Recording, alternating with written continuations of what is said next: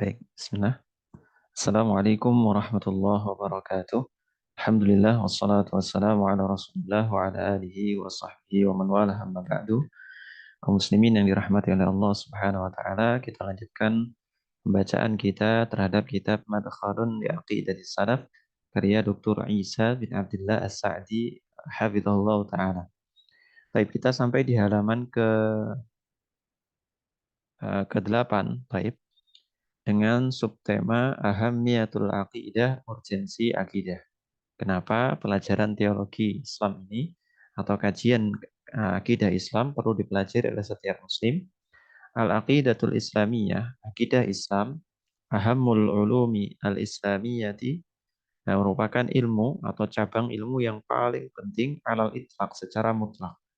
Jadi kalau yang lain mungkin dibandingkan dengan ilmu yang lainnya atau dalam konteks atau dalam kajian A, B, dan seterusnya, maka akidah Islamiyah ini merupakan salah satu cabang ilmu yang paling penting secara mutlak. Wadzalika li asbabin katsiratin, dengan beberapa alasan. Yang pertama, anna syarafal ilmi bi syarafi mawdu'ihi wa bi syarafi mawdu'ihi. Karena kemuliaan sebuah ilmu itu ditentukan dari seberapa mulia objek kajiannya. Jadi ada ilmu fisika, ilmu biologi, ilmu kimia. Objeknya ya objek apa? Benda-benda kimia. Terus objek-objek apa? Benda-benda kejadian-kejadian fisis. Terus kemudian hayati dan lain sebagainya. Sementara akidah ini, wa maudhu'ul akidah wal ilmu billahi wa asma'ihi wa sifatihi wa af'alihi. Sementara ilmu akidah, kajian akidah, itu berkaitan tentang Allah Subhanahu wa taala, kemudian nama-nama Allah, sifat-sifat Allah, perbuatan-perbuatan Allah. Maka tidak mungkin ada yang melebihi kemuliaan ilmu akidah yang mana di dalamnya apa? Belajar tentang Rabb kita Allah Azza wa Jalla. Wa hadza asyraful matalibi, maka ini merupakan sesuatu yang paling agung yang hendaknya seorang manusia mencapainya. Dan bahwasanya akidah yang kedua, annal aqidata hiya asasu qabulil a'mal. Karena akidah ini dasar diterimanya sebuah amalan. Jadi kalau akidahnya benar, amalan diterima. Kalau akidahnya salah, amalan ditolak. Mahma kathura wa nafa'a fa innahu la yuqbalu idza kana ala aqidatin ghairi salimah.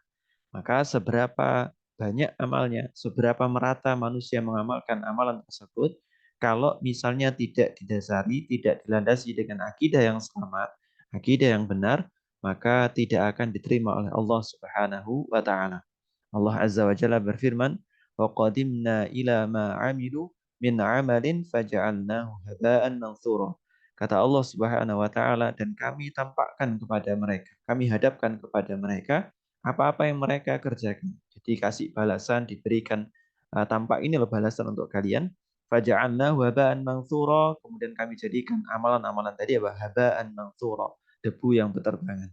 Begitupun Allah Azza wa Jalla berfirman dalam surah Al-Ghasyiyah ayat 2 sampai 4, Allah Azza wa Jalla berfirman, apa? Kata Allah Azza wa Jalla di ayat kedua, wujuhu yawma idzin khashi'ah 'amilatun nasibah.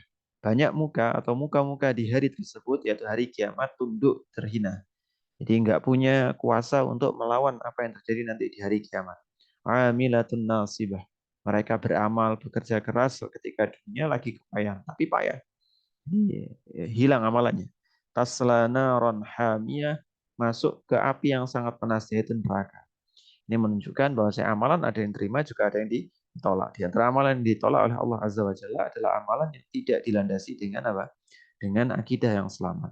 Wa thabata fi sahih anna Aisyah radhiyallahu anha qalat, dan telah diriwayatkan dalam as-sahih atau diriwayatkan dalam sebuah hadis yang sahih bahwa saya Aisyah radhiyallahu anha mengatakan, wahai Rasulullah,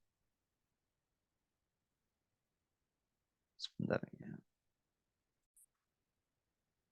Nah, yang dikatakan Aisyah radhiyallahu anha, beliau pernah bertanya kepada Rasulullah sallallahu alaihi wasallam.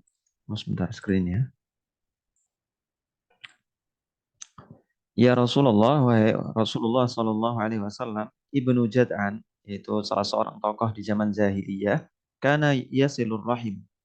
Beliau ini senang nyambung tali silaturahim, sering kumpul bersama saudaranya dan lain sebagainya. wa yuqri'ud dhaifa, kemudian memuliakan tamunya, wa yu'inu ala nawaibid dahri, dan sering menolong orang. Fahal dzalika nafa'ahu? Apakah hal tersebut bisa memberikan manfaat nantinya di hari kiamat? Kata Rasulullah sallallahu alaihi wasallam, la, innahu lam yakillu yauman rabbi aghfiru khati'ati yaumiddin. Kata Rasulullah sallallahu alaihi wasallam, kata Rasulullah sallallahu alaihi wasallam, la, enggak, innahu lam yakul yauman, dia tidak pernah mengatakan Rabbi, ya Rabbi ghfir khati'ati yaumiddin. Ya Allah, ampunilah dosa-dosaku di hari kiamat nanti. Karena di atas akidah yang sama. Yang ketiga, annal aqidata wa tauhidah hiyal ghayatul lati li ajliha khuliqal khalqu wa bu'isatir rusulu.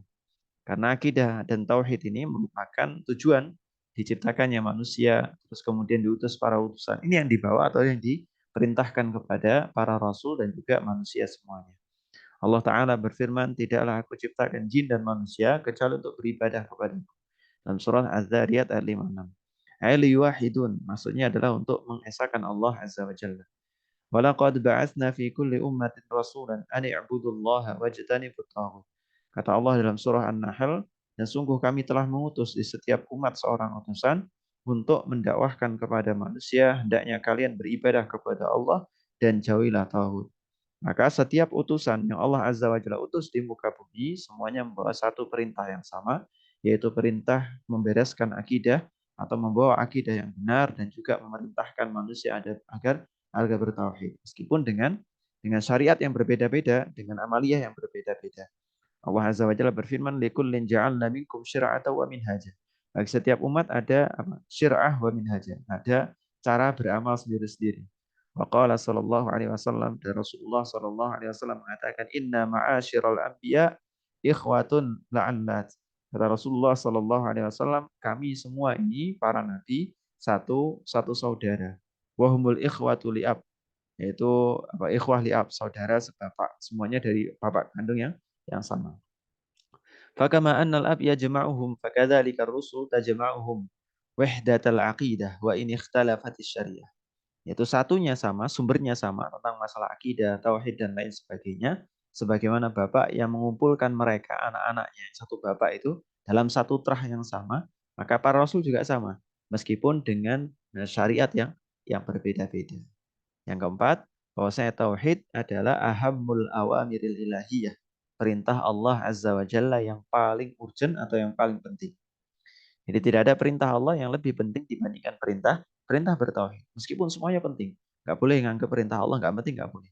Tapi yang paling penting, yang paling tinggi statusnya adalah perintah untuk bertauhid. Walihada yubda'u bihi fi ayatil amri wan nahi. Oleh karenanya Allah Azza wa Jalla memulai di ayat amar dan nahi.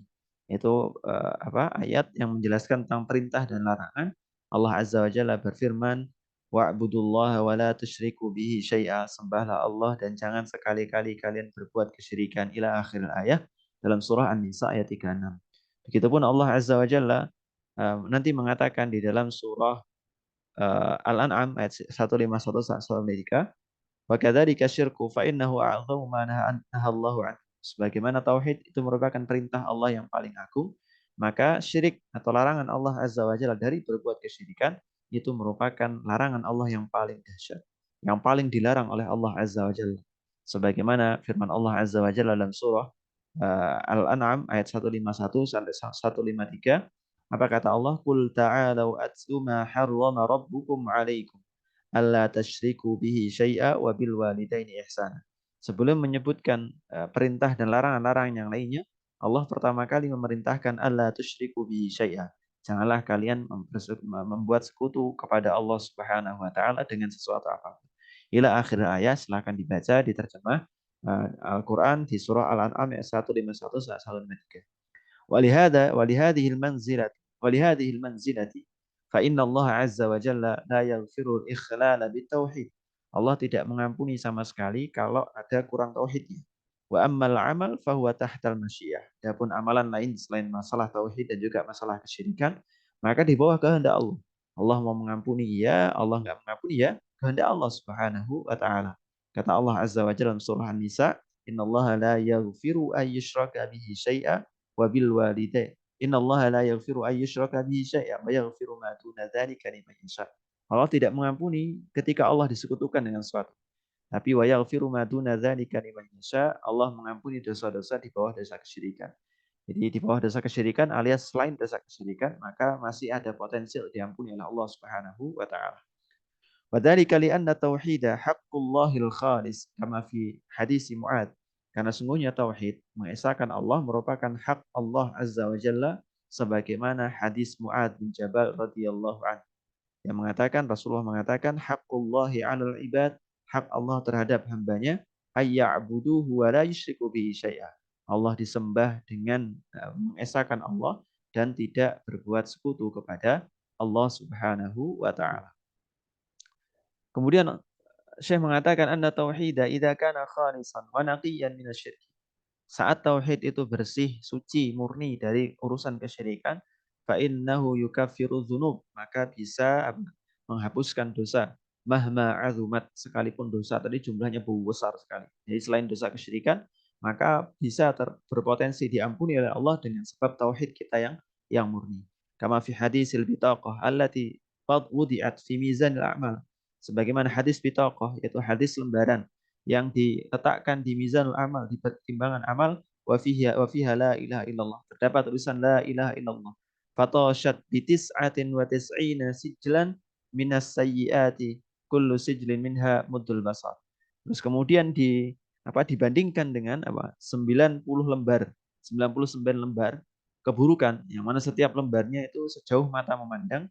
Jadi masih berat la ilaha illallah.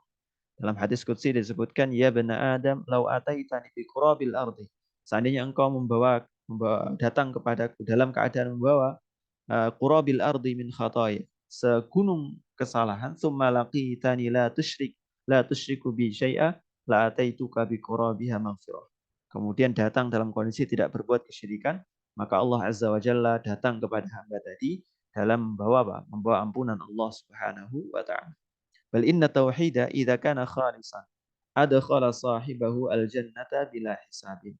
Bahkan tauhid yang murni bisa menjadi sebab seorang hamba pemiliknya orang yang bertauhid tadi masuk surga tanpa hisab. Sebagaimana dalam sebuah hadis yang menjelaskan tentang 70.000 orang yang akan masuk surga tanpa hisab, Rasulullah SAW menjelaskan la yastarqun, tidak minta diruqyah, wala yaktaun, dan tidak minta dikai, wala yatatayyarun, dan tidak berbuat tatayyur, yaitu menganggap sial sesuatu, wa ala rabbihim yatawakkalun, kemudian mereka berserah kepada Rabb mereka.